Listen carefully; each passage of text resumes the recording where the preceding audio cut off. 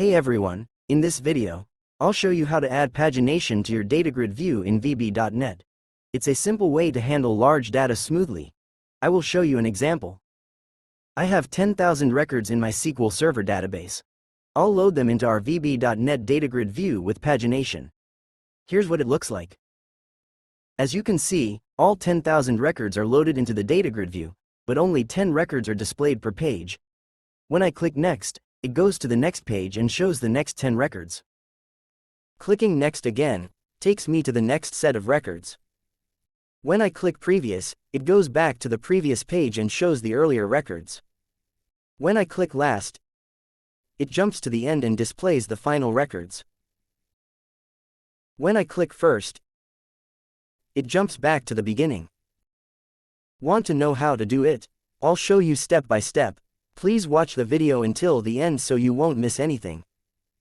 But before we start, welcome to Codev Tips, your ultimate destination for programming tutorials and all things code related. If you're passionate about learning to code or improving your programming skills, you're in the right place. But before we dive into today's programming tutorial, I'd like to invite you to become a part of our growing community. If you haven't already, please consider hitting that subscribe button below. By subscribing, you'll gain access to a wealth of programming knowledge and stay updated with the latest tutorials we release. So, go ahead and subscribe now, and let's get coding. Let's start by opening Visual Studio and creating a new project. Go to the left panel and select Visual Basic, then click on Windows. On the right side, choose Windows Forms application. Now give your project a name. For this tutorial, I will name mine DataGridView Pagination Demo. Feel free to use any name you like. Once you're done, click OK to create the project. Adjust the size of the form based on your preference. Then, add a DataGridView to display the data. 4 buttons for navigation: First, Previous, Next, and Last. And a label to display the current page number and total pages.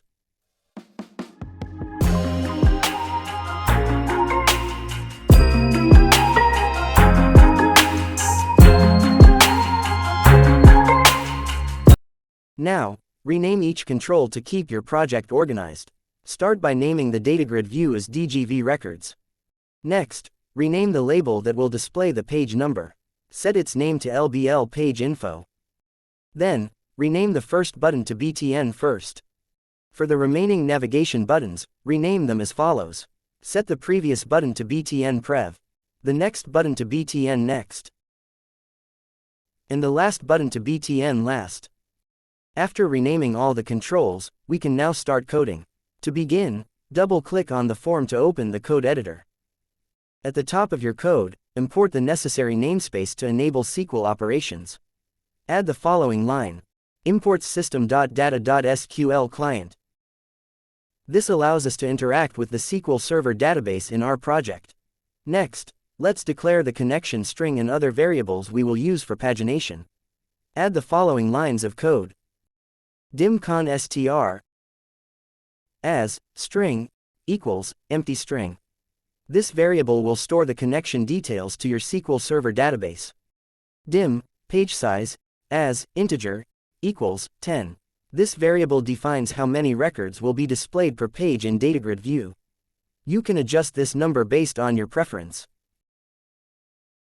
Next, dim current page as integer equals 1. This variable sets the default page to 1, meaning DataGridView will initially load the first page of the record. Dim total records as integer equals 0. This variable will help us keep track the total number of records, so we can calculate the total pages for pagination. Finally, dim total pages as integer equals 0. This will help us determine how many pages of data we need to display in the DataGridView.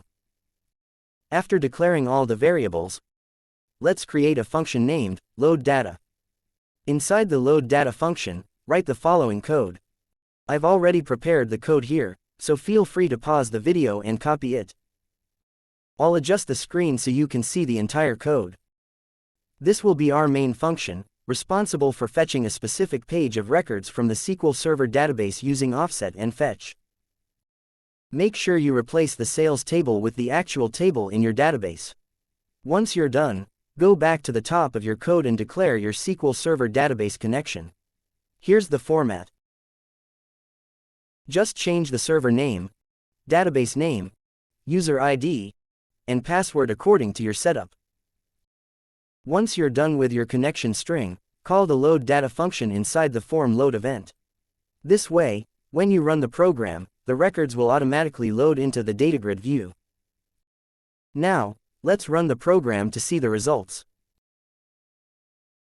As you can see, all 10,000 records are now loaded into the DataGrid view. However, it's only showing 10 records per page, and there are 1,000 total pages. Now, let's add code to our navigation buttons, starting with the first button. Double-click on the first button. Add the following code. Next, let's move on to the previous button. Double-click on the previous button. Add the following code. Next, let's add code to the next button. Double-click on the next button. Add the following code. Finally, let's add code to the last button. Double-click on the last button. Add the following code. We're done adding the code to our navigation buttons. Let's run again the program to see the results.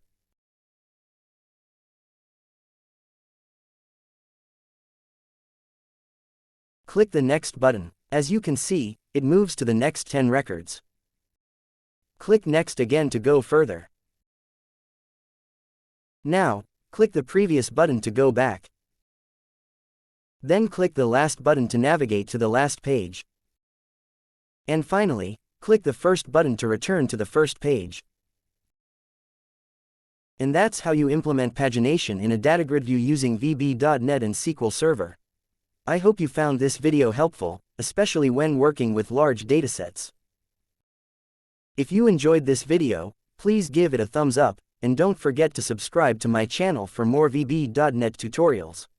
If you have any questions or suggestions for the future videos, feel free to leave a comment below. Thanks for watching, and see you in the next video.